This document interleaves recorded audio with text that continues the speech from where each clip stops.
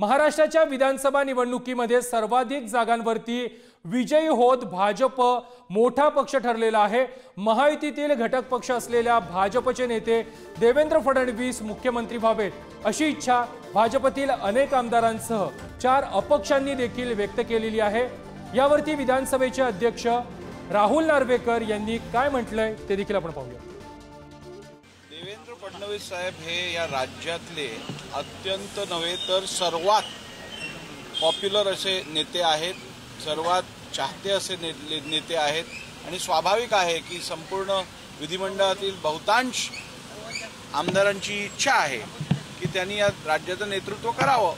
त्यामुळे अपक्ष असतील किंवा इतर छोट्या पक्षातले निवडून आलेले आमदार असतील यांची पण प्रामाणिक इच्छा हीच आहे की देवेंद्रजी या राज्याचं नेतृत्व करावं। त्यांनी याबद्दल दुमत नाही की राज्यात आज अत्यंत प्रभावशाली नेतृत्व हे देवेंद्रजींच्या रूपातनं या राज्याला प्राप्त झालेलं आहे।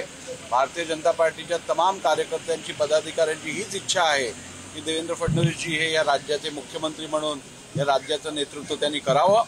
परंतु आम्हाला या गोष्टीचं ज्ञान आहे की आम्ही ही निवडणूक युतीत लढलो आहोत, त्यामुळे युतीत लढल्यामुळे युतीचे सर्व नेते मिळून जो निर्णय घेतील, आमचे वरिष्ठ नेते, आमचं पार्लिमेंटरी बोर्ड, मोदी साहेब असतील किंवा अमित शाह साहेब असतील, नड्डाजी असतील, हे सर्व जो आदेश आम्हाला देतील तो आम्ही पाळणार, तो आम्ही स्वीकारणार।